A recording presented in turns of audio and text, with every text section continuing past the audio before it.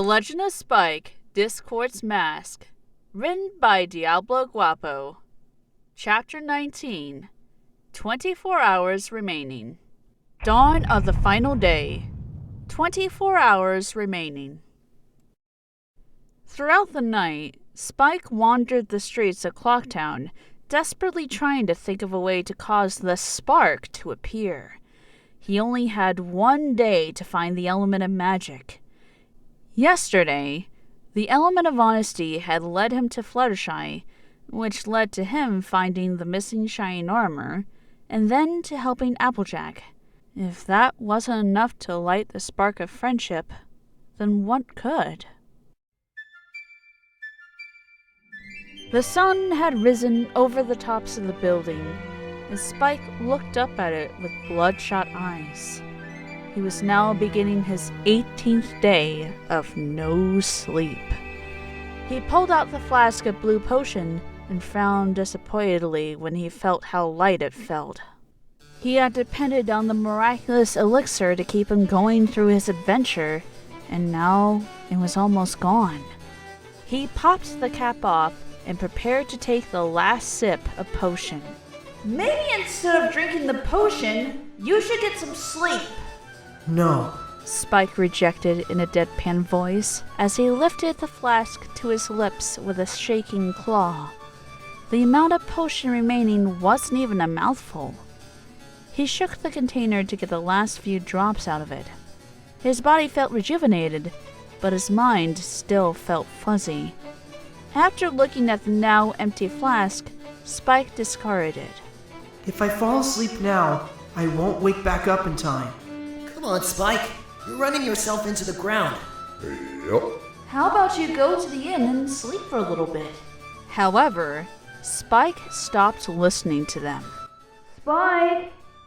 Hello? Spike? Are you listening to us? Spike was having another vision as he walked down the streets of Clocktown. He could see the 6 graves on top of the hill in Ponyville Cemetery. The dragon could tell he was in an adult form, for he towered over the monuments. He looked at each of the symbols that were carved on the headstones. 3 apples for Applejack, 3 butterflies for Fluttershy, 3 balloons for Pinky, 3 diamonds for Rarity, a cloud and lightning bolt for Dash, and a starburst for Twilight. He then read each epitaph. Here lies Applejack the Steadfast, the element of honesty, a hard-working and dependable pony of the land. Dependable? I've never met a pony that was more trustworthy than her. Watch it! A pony grumbled as Spike bumped into him, distracting him from the vision. Oh, excuse me. Spike apologized quickly and then continued walking. The vision continued.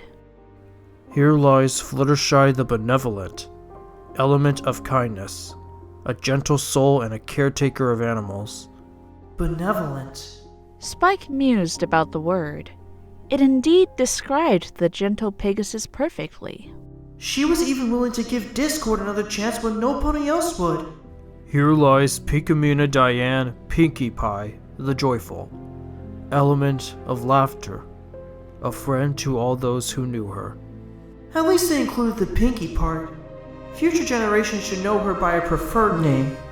Here lies Rarity and Mighty the Graceful, element of generosity, whose inner beauty was only matched by her outer beauty. And Mighty. Spike stared at the words on the headstone. Envy filled his heart as he read the surname of the count she had gone to meet the morning he arrived in Trotina. It seemed to mock him. Angry, he quickly looked away and read the next epitaph. Here lies Rainbow Dash the Brave, element of loyalty, a mare willing to risk her life for others. Despite her attitude and cockiness, she is willing to put her friends' needs before her own. Spike thought, as he remembered the time she was willing to almost give up her dream of becoming a Wonderbolt just because her friends were in danger. Here lies Twilight Sparkle the Magnificent, element of magic, a member of the royal family and disciple of Celestia, Princess of the Sun. A member of the royal family? Well, her brother is shining armor. He became a prince when he married Princess Cadance. Cadance is the niece of Princess Celestia and Princess Luna. I guess that makes her Celestia's niece-in-law. Would that make her a princess? I can see it now. Lady Sparkle, Twilight Princess. Spike laughed out loud from the thought of his caregiver being royalty. The ponies he passed gave him strange looks for the sudden outburst. As the laughter ended, the feelings of melancholia returned as he remembered the unfortunate truth that he will outlive the 6 mirrors by millennia. In the vision, he looked up and saw the moon. The mark of the mirror in the moon was on its surface. The image's eyes glowed yellow and red as Spike heard an evil chuckle. Spike yelped, and the vision ended. He looked beside him and noticed that he was by the black market store which Shining Armor was hiding in. Spike wondered if the thief that the cursed cult was waiting for had shown up yet. He entered and saw an Earth Pony stallion moving some boxes around.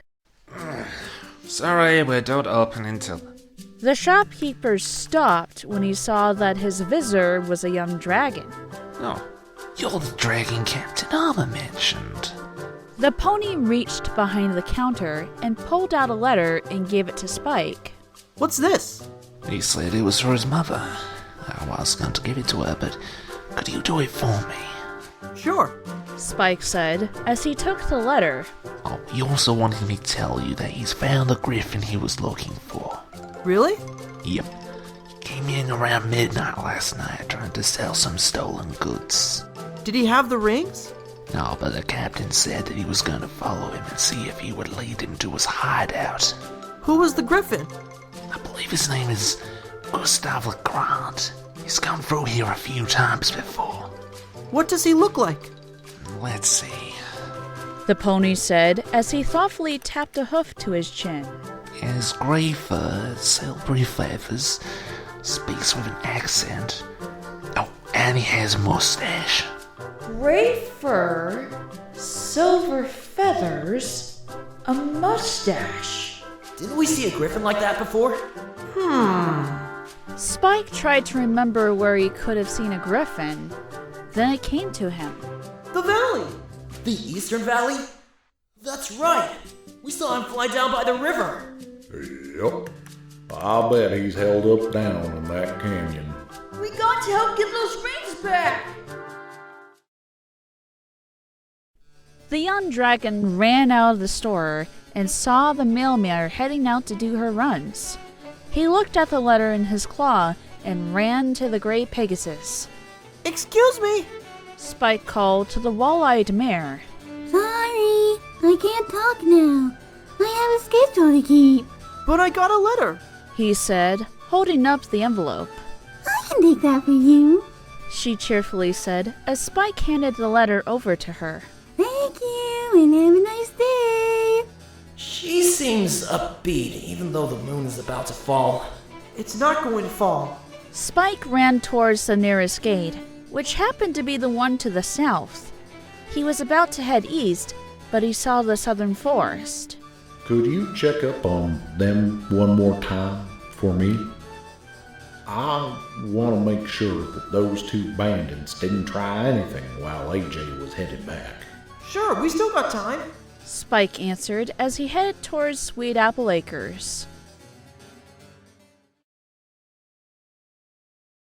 When he arrived, he saw that Applejack did in fact make it back safely.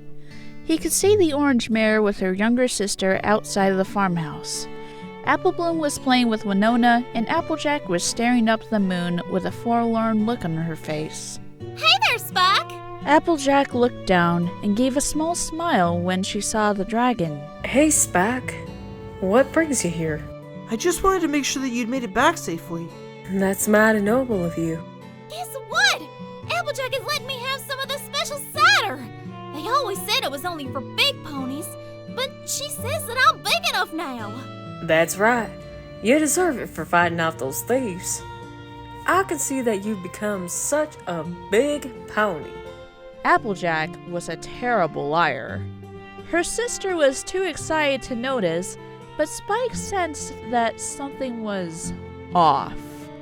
Applejack would never let a filly have some of the hard apple cider. And Apple Bloom?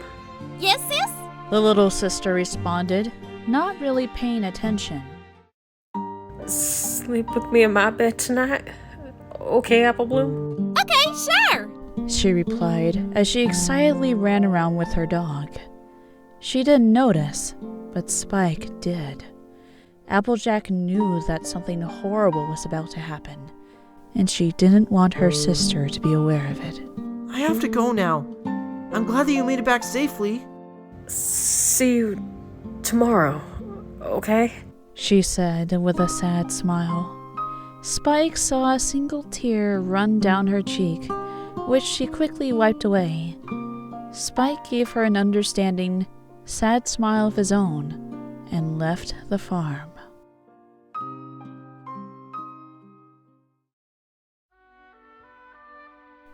Spike ran through the eastern valley.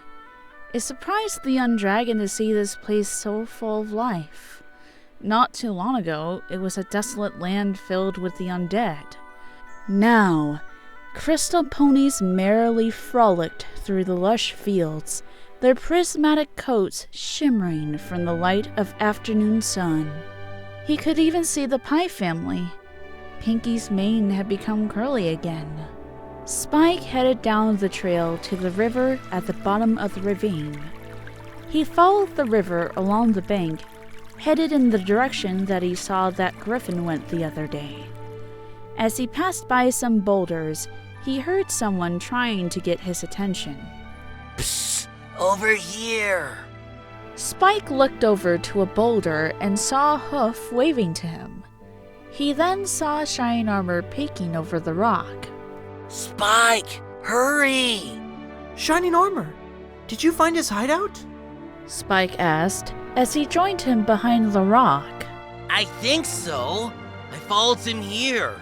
He tapped some rocks on the wall, and a secret door opened. He pointed to a series of rocks that were protruding from the canyon wall. Were you able to get the combination? No, I couldn't see. His body was in the way. But I timed how long the door stays open by watching him go in and when he left a while ago. How much time? 5 seconds. All we had to do is to wait for him to come back and rush in after him. 5 seconds. It's going to be close. Well, nothing left to do but wait. Spike sat against the boulder while Shine Armor kept a constant watch for the return of Gustav as it grew later in the day. As Spike waited, he thought about the crystal ponies. He wondered if they were even aware of the terrible fate that awaited them at dawn. Was it all worth it? Would he be able to find the element of magic in time? Would he be able to save Trotina from the wrath of Nightmare Moon, or were his actions done in vain? Spike sighed and looked up to the moon in the evening sky. Of course it's all in vain. A dark voice said in the back of his mind. Did any of you say something? Nope. Spike shrugged and went back to waiting. Then the voice spoke again. No matter what you do, you're all doomed. And not just these ponies. The voice's words caused Spike to think about the ponies back in Equestria.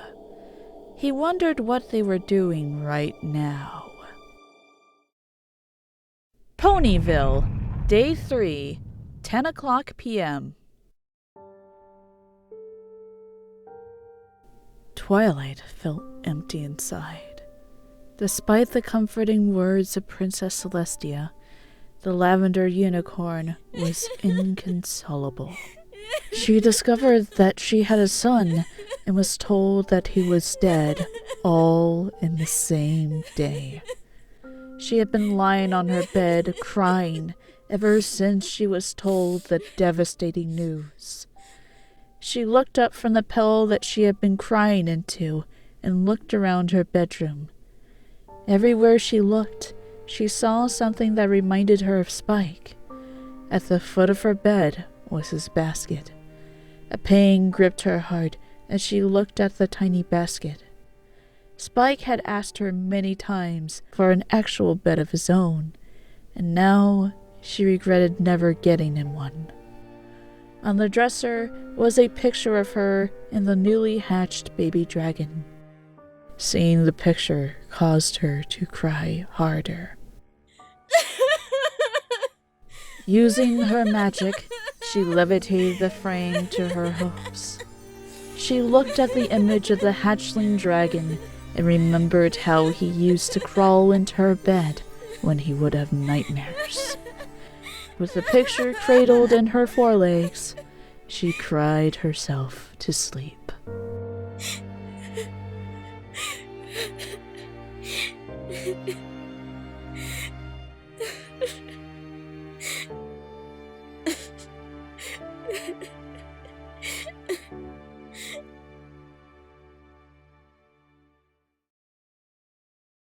Psst!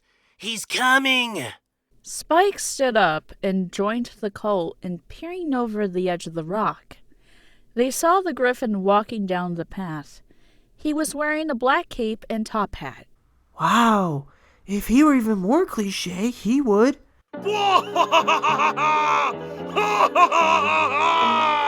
Right before Spike could say it, Gustav twirled his mustache and let out a sinister laugh as he peered over his cape. Do that. The griffin tapped the stones on the wall, and a secret door rose up.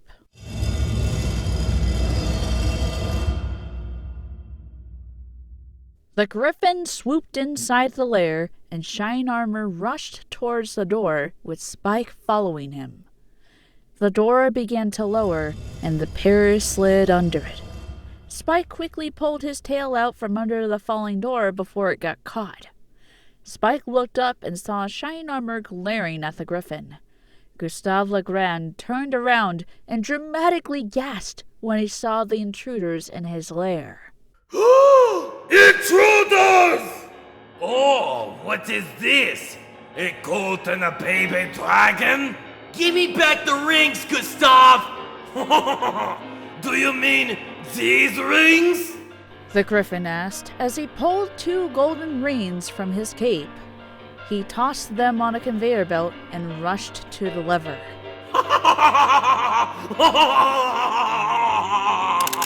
He laughed and pulled the lever, activating the belt. What will you do? Catch moi? Or save your rings? The griffin activated a switch and went through a door that opened. Forget him! Grab the rings! They had slipped through a tiny slot in the wall, continuing down the belt. There were 2 locked doors and a pressure plate on the floor. Shine Armor stood on the plate, and 1 door opened. Shine Armor ran to the door, but it closed as soon as he ran off the plate. Quick! Stand on the switch! Spike ran to the switch and stood on it, allowing Shine Armor to enter the room. Once inside, he could see the rings slide under another slot. He saw a plate on the floor and stood on it. The door in front of Spike opened, and he ran through it, causing the door to close behind Shine Armor. Inside the room was another switch, which Spike proceeded to step on. The door in front of Shine Armor opened, and they repeated the process until they went through 3 rooms each. When the captain exited the last door, he saw that the rings were about to fall into a hole at the end of the conveyor belt. Shine Armor's horn glowed magenta and caught the 2 rings right as they fell into the hole. The cult grabbed the rings and sighed with great relief. Whew. Shining Armor? Spike's voice came from behind a locked door. Could you please open the door? Oh, sorry about that. He apologized as he stepped on the switch. You got them! Spike exclaimed as he saw the rings. Come on! We got to hurry! Shining Armor shouted as they ran to the exit. They ran out of the lair and up the trail to the main road out of the valley. In the distance, they could see the moon hanging dangerously close over Clocktown. Every few moments, the ground would shake. They ran through the eastern gate of the city and headed to the inn. Spike couldn't help but to notice the time on the clock tower. It was almost morning, and he was running out of time. The two opened the inn's door and ran up the stairs to Princess Cadance's room. For a moment, Spike dreaded that the alicorn wouldn't be there.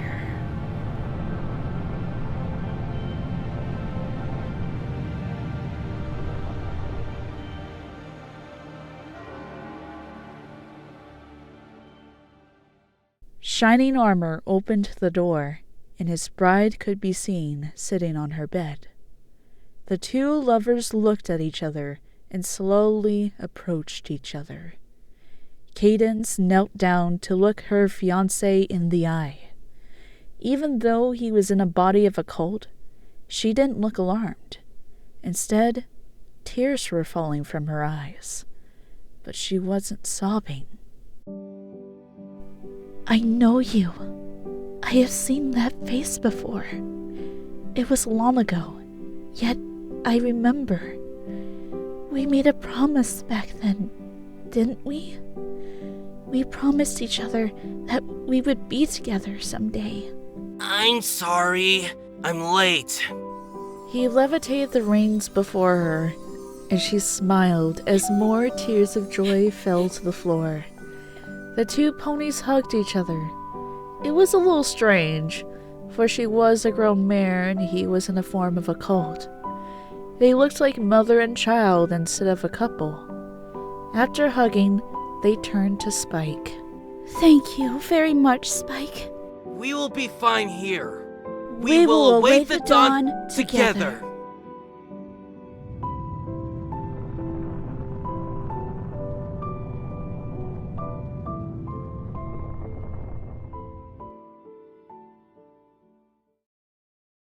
Spike smiled at them and then went outside the inn.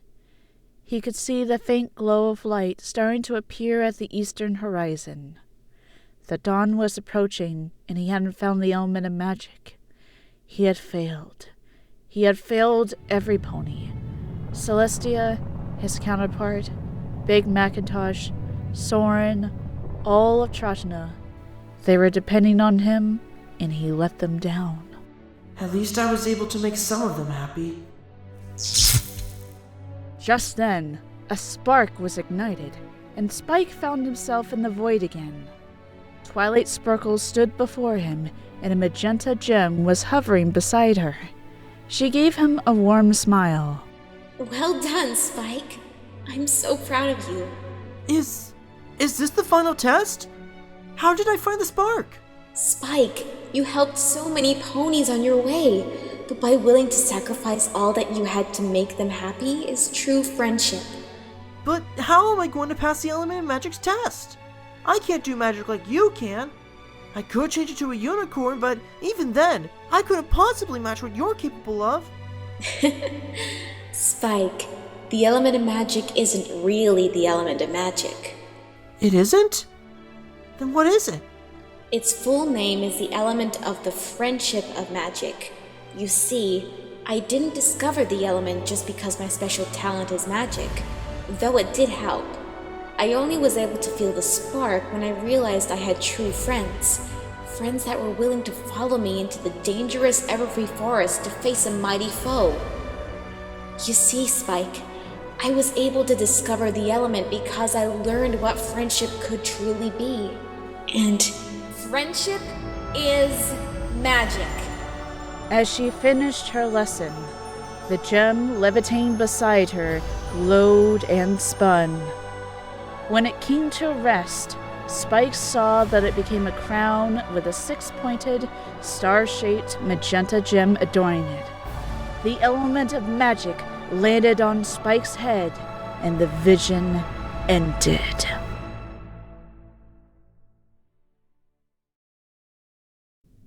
Spike found himself back in Clocktown, and the elements of harmony decorated the young dragon's body, resembling golden armor. He looked up to the moon and then ran to the clock tower.